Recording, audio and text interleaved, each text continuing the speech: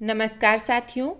एक बार माता पार्वती ने भगवान शिव से पूछा कि ऐसा कौन सा श्रेष्ठ तथा सरल व्रत पूजन है जिससे मृत्युलोक के प्राणी आपकी कृपा सहज ही प्राप्त कर लेते हैं। उत्तर में शिवजी ने पार्वती को शिवरात्रि के व्रत का विधान बताकर यह कथा सुनाई। एक गांव में एक शिकारी रहता था। पशुओं की हत्या करके वह अपने परिवार को पालता था। वह एक साहूकार का ऋणी था, लेकिन उसका ऋण समय पर न चुका सका। क्रोधवश साहूकार ने शिकारी को शिवमठ में बंदी बना लिया। संयोग से उस दिन शिवरात्रि थी। शिकारी ध्यान मगन होकर शिव संबंधी धार्मिक बातें सुनता रहा। चतुर्दशी को उसने शिवरात्रि की कथा भी सुनी। संध्या होते ही साहूकार ने उसे अपने पास बुलाया और ऋण चुकाने के विषय में बात की। शिकारी अगले दिन सारा ऋण लौटा देने का वचन देकर बंधन से छूट गया। अपनी दिनचर्या की भांति वह जंगल में शिकार के लिए निकला, लेकिन दिन भर बंदी गृह में रहने के कारण भूख प्यास से व्याकुल था। शिकार करने के लिए वह एक तालाब के किनारे बेल के वृक्ष के ऊपर बैठ गया। बेल वृक्ष के नीचे शिवलिंग था, जो बेल पत्रों से ढका हुआ था, इसलिए शिकारी को उसका पता न चला। पड़ाव बनाते समय उसने जो टहनियाँ तोड़ी वे संयोग से शिवलिंग पर जा गिरी। इस प्रकार दिन भर भूखे प्यासे शिकारी का व्रत भी हो गया और शिवलिंग पर बेलपत्र भी चढ़ गए। एक पहर की रात्रि बीत जाने पर एक गर्भिणी मृगी तालाब पर पानी पीने पहुंची।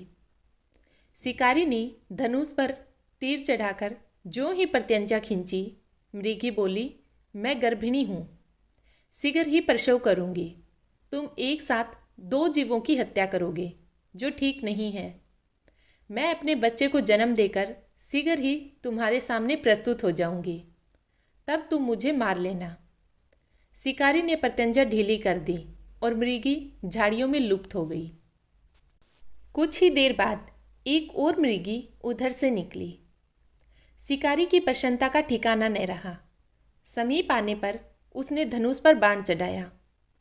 तब उसे देखकर मृगी ने विनम्रतापूर्वक निवेदन किया, हे पार्थी, मैं थोड़ी देर पहले ही ऋतु से निवृत्त हुई हूँ। कामातुर विरहिणी हूँ, अपने प्रिय की खोज में भटक रही हूँ। मैं अपने पति से मिलकर शीघ्र ही तुम्हारे पास आ जाऊंगी। शिकारी ने उसे भी जाने दिया। 2 बार शिकार को खोकर उसका माथा ठनका। वह चिंता में पड़ गया। रात्रि का आखिरी पहर बीत रहा था। तभी एक अन्य मृगी अपने बच्चों के साथ उधर से निकली। शिकारी के लिए यह सुनहरा अवसर था। उसने धनुष पर तीर चढ़ाने में देर न लगाई। वह तीर छोड़ने ही वाला था कि मृगी बोली, हे पार्थी, मैं इन बच्चों को पिता के हवाले करके लौट आऊंगी। इस समय मुझे मत मारो। शिकारी हंसा और बोला, सामने आए शिकार को छोड़ दूं, मैं ऐसा मूर्ख नहीं हूं। इससे पहले मैं 2 बार अपना शिकार खो चुका हूं। मेरे बच्चे भूख प्यास से तड़फ रहे हैं। उत्तर में मृगी ने फिर कहा, जैसे तुम्हें अपने बच्चों की ममता सता रही है, ठीक वैसे ही मुझे भी। इसलिए सिर्फ बच्चों के नाम पर मैं थोड़ी देर के लिए जीवन दान मांग रही हूँ। हे पार्थी, मेरा विश्वास करो, मैं इन्हें इनके पिता के पास छोड़कर तुरंत लौटने की प्रतिज्ञा करती हूँ। मृगी का दीन स्वर सुनकर शिकारी को उस पर दया आ गई। उसने उस मृगी को भी जाने दिया। शिकार के अभाव में बेल वृक्ष पर बैठा शिकारी बेल पत्तर तोड़ तोड़कर नीचे फेंकता जा रहा था कि तभी एक हष्टपुष्ट मृग उसी रास्ते पर आया। शिकारी ने सोच लिया कि इसका शिकार वह अवश्य करेगा। शिकारी की तनी प्रत्यंजा देखकर मृग विनीत स्वर में बोला, हे पार्थी, यदि तुमने मुझसे पहले आने वाली 3 मृगियों तथा छोटे छोटे बच्चों को मार डाला है, तो मुझे भी मारने में विलंब न करो, ताकि उनके वियोग में मुझे एक क्षण भी दुख न सहना पड़े। मैं उन मृगियों का पति हूँ।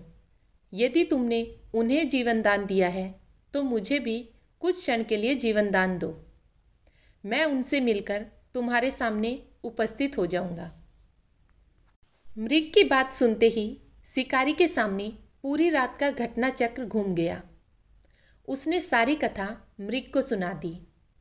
तब मृग ने कहा, मेरी तीनों पत्नियां जिस प्रकार प्रतिज्ञाबद्ध होकर गई है, मेरी मृत्यु से अपने धर्म का पालन नहीं कर पाएंगी।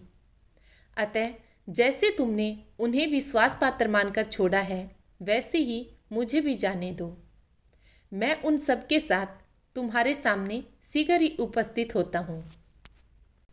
उपवास, रात्रि जागरण तथा शिवलिंग पर बेलपत्र चढ़ाने से शिकारी का हिंसक हृदय निर्मल हो गया था। उसमें भगवत शक्ति का वास हो गया था। धनुष तथा बाण उसके हाथ से सहज ही छूट गए। भगवान शिव की अनुकंपा से उसका हिंसक हृदय कारुणिक भावों से भर गया। वह अपने अतीत के कर्मों को याद करके पश्चाताप की ज्वाला में जलने लगा।